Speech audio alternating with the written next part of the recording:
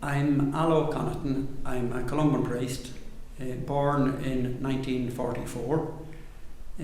My home is a small village called Ballinacree near the town of Old Castle in County Meath. And I joined the Columbans in 1962, ordained in 1969, and then since then I've held various assignments in different countries: Chile, Thailand, Myanmar, China, and short spells in other places as well. I remember meeting Ita Ford for the first time in the Columban Centre House. I would have met her then at other times, various services or probably protests that were going on or different things in Santiago over the years that she was there. The Columban headquarters in Santiago was a kind of an open house to some extent. We, the Columbans ourselves, used to gather there on a Monday usually. During the military regime, communication was not good, about what was happening at the local level. So it was a great place to find out what was happening, just be in the house on the Mondays. But it was open, as I said, to some extent, and people from other groups used to always come in to have a chat or to share information. Now that is where I first met Ita Ford. Ita, a Maryknoll sister. The Maryknolls were quite strong in Chile at that time. I don't know how many sisters were there. My guess would be that there might have been about 20 of them.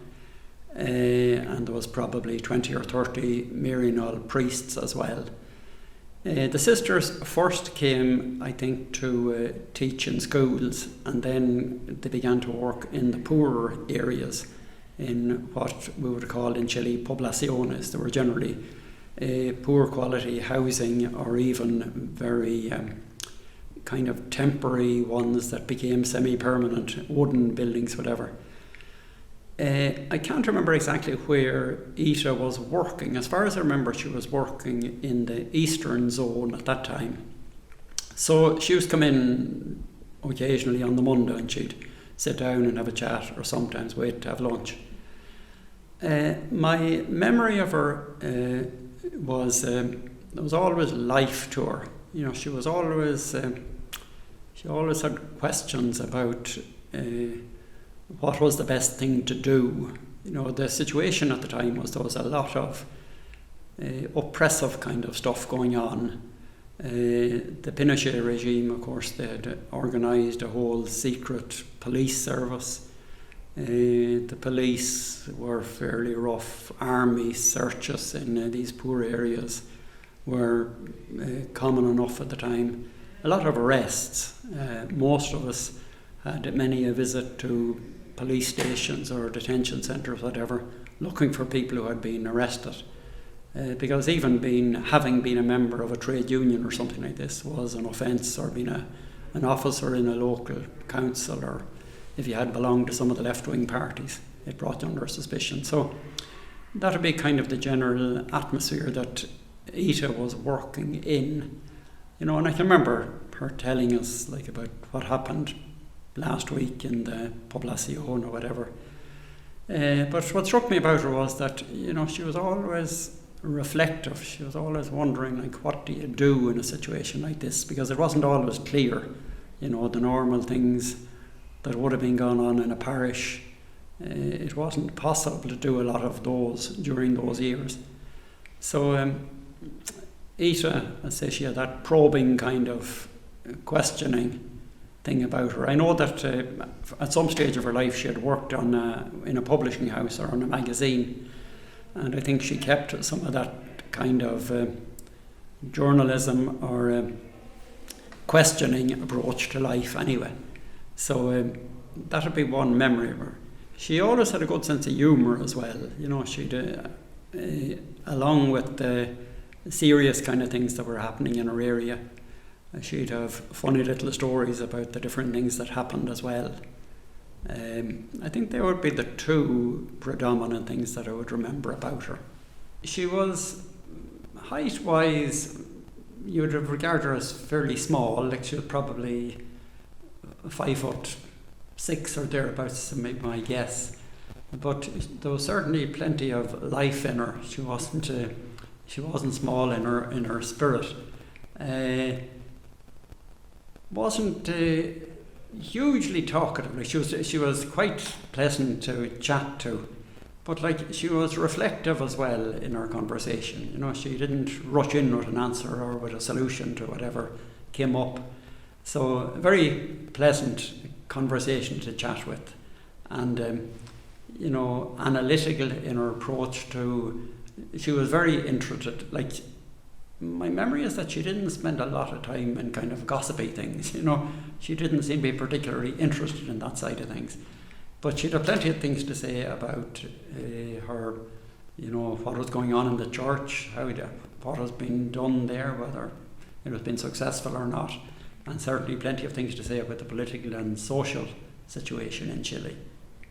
She was a good woman to chat with about how she saw, you know, what was happening at the local level. As I said, there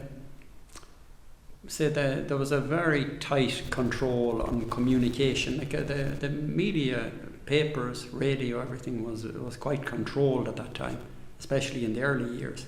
So for us, it was very important to know what was happening in the different areas. And because if you heard different stories from different places, you were able to detect a pattern in what was happening, which wasn't always evident, say, from just one instance of something. This is the only photograph that I have of myself with Ita. It was taken, I'm pretty sure, in 1978 in Maryknoll in New York. I was there and I had gone there to attend, I think it was a 6-week course on Latin American theology. And it was a really excellent course organised by Maryknoll. Here in this picture, Ita and I can't remember who this other sister is, but we're with one of the theologians who was doing a week in the 6-week course. He was a man called Jose Porfirio Miranda. He was a very radical Mexican theologian. I don't know if he's still alive or dead. But the course would be the kind of one that would have suited Ita to the ground, because she was well versed in theology and very interested in what was happening. That particular course, it had a number of the heavyweights like Gustavo Gutierrez, Jose Comblan, Jose Marins and his team from Chile, Jose Miguel Bonino from Argentina, Segundo Galilea. So it was really a top-class group and a 6-week course, I say. So we got a fair immersion in Latin American theology. I say Ita was, she was a good reader as far as I could see, and a very active participant in that course. A number of the other Maryknoll sisters and priests were in it, but people were drawn from all around the place. I think maybe about 60 people. I have very good memories of that course in Maryknoll, of course, because there was terrific content from people like Gustavo Gutierrez, and it was a time when we needed good input, because there was a lot of criticism about the theology that was coming out of Latin America.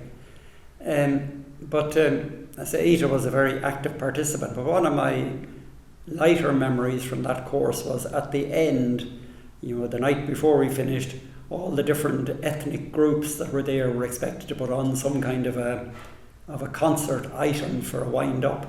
So Ita, with her usual energy, she was very conscious of her Irish roots. So she obviously had learned to do Irish dancing somewhere along the line. So I was recruited as one of her team. Now, Irish dancing is not my real strong suit, but anyway, I remember being recruited as part of her team to do an Irish dance as part of that concert. But, little did I dream at that time that I knew she was thinking of changing from Chile, because Maryknoll sisters were very involved in Central America at that time. I thought she was actually thinking of Nicaragua. But I said, little did I think that, within 2 years or little over maybe, she'd be dead. So I can't remember whether I met her again in Chile or not. Say after that, that would be in late summer in 1978 when we were in Mirinal. I may have met her again briefly. I think she visited Chile at some stage before she went to El Salvador. She was a very highly motivated person, you know, and Archbishop Romero was murdered, I think, in March of 1980. That seemed to have, like, Ita seemed to be attracted to where the need was greatest, you know, that she didn't just settle down wherever she was. So I think the terrible situation in El Salvador and the need of the sisters for some help there, I think motivated her to go. I remember, I think it was on the BBC News, I heard of the murder of sisters in El Salvador later that year. And, you know, immediately, of course, Ita came to mind because I said, yeah, it did say there were American sisters, so I already felt kind of 90% Ita is probably among them. Terrible sense of sadness, you know, just such a way to end. But then, you know, Ita was quite well aware of the danger. You know, she wasn't a naive adventurer going in just to thinking everything would be okay. I think a few times in her letters to her mother, she showed that she was well aware of the very serious danger that she was placing herself in. And one of her companions was drowned. She just narrowly escaped drowning herself not so long before that. So she did live, I say she wasn't naive in any way. She did know that, you know, suffering of some description, maybe of the worst kind of murder, could be part of the bargain as far as she was concerned. So all I can say, I suppose, that I'm glad to have known her. She was one of those people who, you know, there's a line in St. Paul about the life and death of each one having an influence on the rest of us. I think certainly the life and the death of Ita had an influence for the good in my life.